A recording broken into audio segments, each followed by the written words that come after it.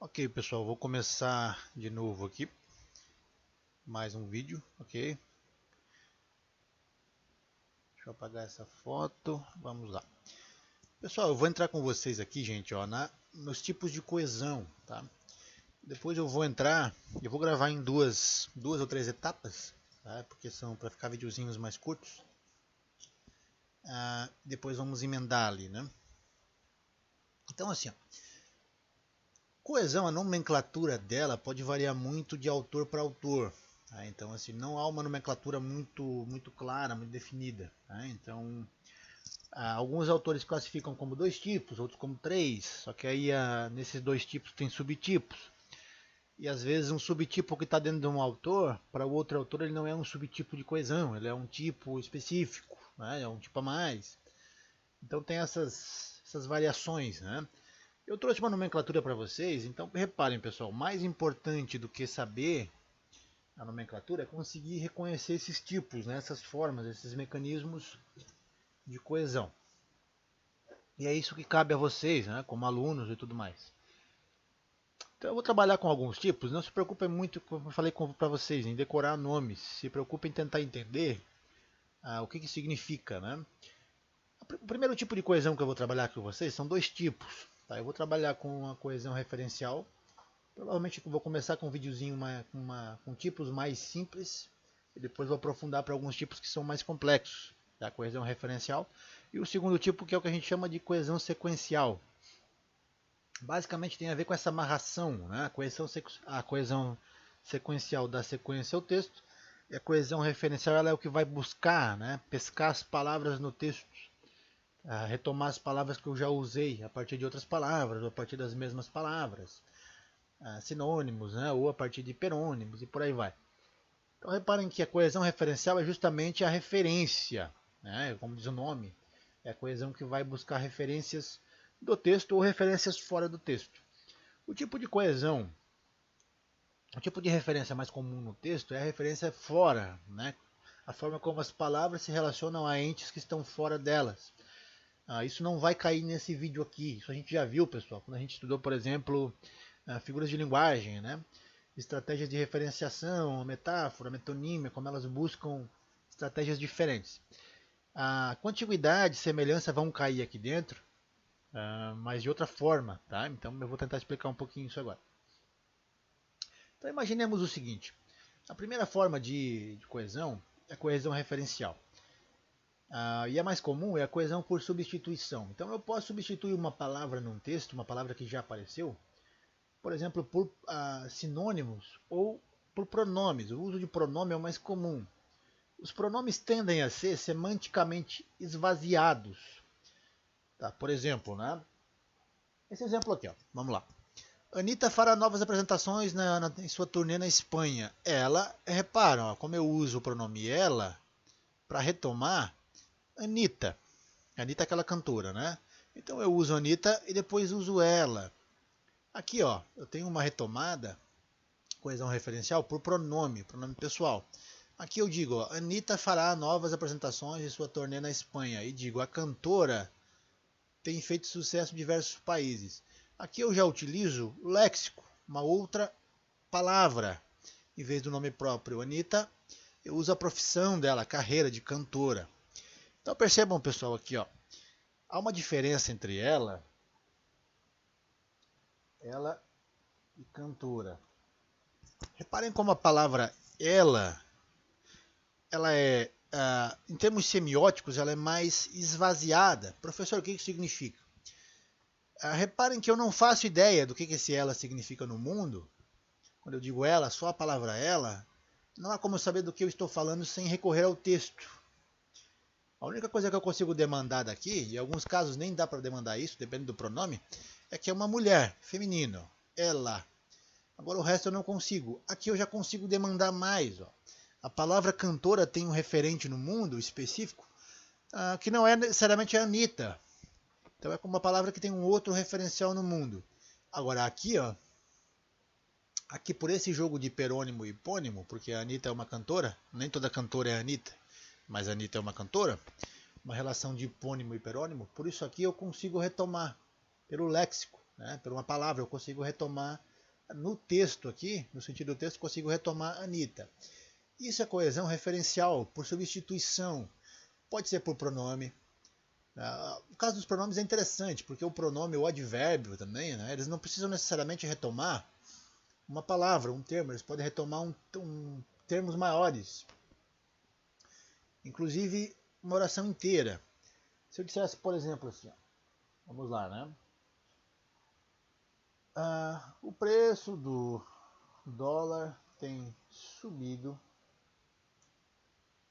muito em países emergentes nos últimos anos. Isso ocorre. Aí eu vou continuar a frase. Aqui nesse caso não vem muito ao caso o resto da frase, tá? Mas reparem que esse isso aqui, ó, ele vai retomar toda a frase anterior, tá? Então o pronome consegue fazer isso. O pronome, o advérbio, consegue fazer isso, tá? Alguns advérbios também fazem isso. Retomam todo um período anterior. Então não precisa ser um nome, né? Pode ser um período. Dificilmente substantivos, palavras fazem isso. Algumas vezes sim, tá? Provavelmente no caso dos verbos, né? Os verbos podem, o verbo fazer, por exemplo, pode substituir toda uma construção de frasal, tá? Também. Mas geralmente são os pronomes que fazem isso, retomam termos maiores. Então repare, pessoal, substituição, coesão referencial por substituição. Eu substituo uma palavra por um pronome, por uma outra palavra. Aí no contexto do texto, naquele texto que eu estou trabalhando, isso cria essa amarração, né? Os elementos se referem uns aos outros, tá? Isso seria coesão referencial por substituição. Eu tenho a coesão referencial por reiteração. É quando eu repito um nome ou parte dele e pode conter uma modificação ou não. Tá? Então, por exemplo, aqui, ó, a cantora Anitta fará novas apresentações de sua turnê na Espanha. Anitta tem feito sucesso, tal. Olha como no primeiro caso eu uso a cantora Anitta e no segundo caso eu retomo o nome.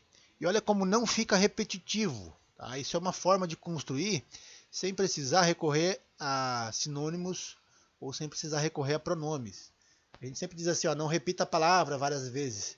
Nesse caso, como ela repetiu diferente, não cria esse efeito da repetição, esse efeito papagaio, né? Fica diferente o texto. Eu consigo lapidar o meu texto dessa forma aqui, ó. Tá? Esse é um outro tipo de coesão.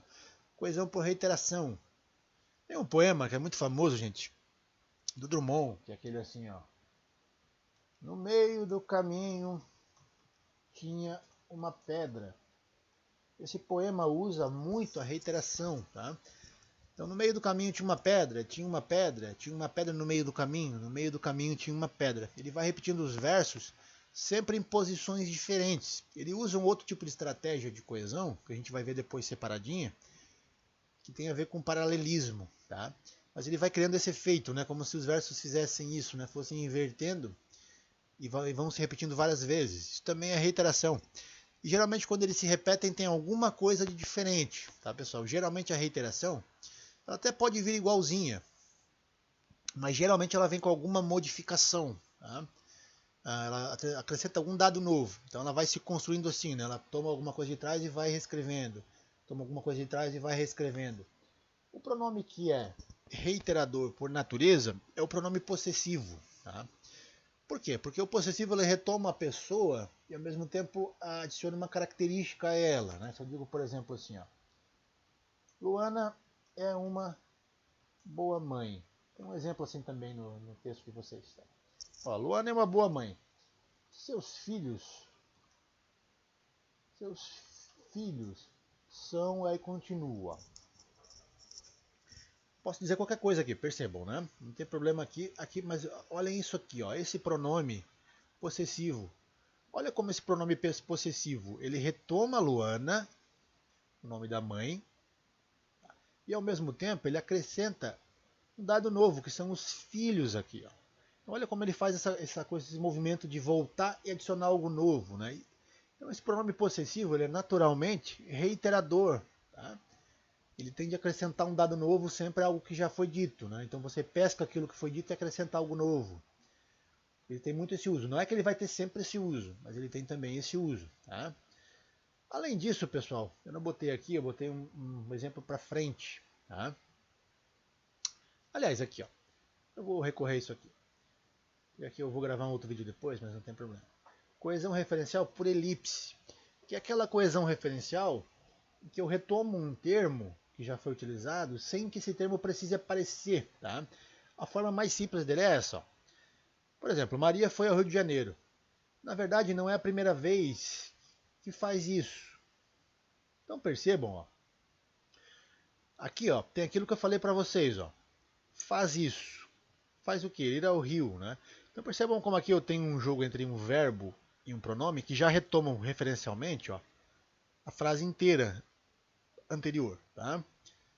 Coesão referencial comum, né? A partir de um pronome e um verbo, ó. O verbo e o pronome retomando toda a oração anterior, ó. Não faz isso o quê? Não vai ao Rio de Janeiro, né? Então eu sei, ó. Faz isso significa ir ao Rio de Janeiro. Mas além disso, percebam o seguinte, ó. A Maria aparece aqui. Só que ela também poderia aparecer, ó. Não é a primeira vez que Maria faz isso. Se eu fosse usar a frase correta com todos os termos preenchidos, a Maria ia aparecer novamente aqui, ó.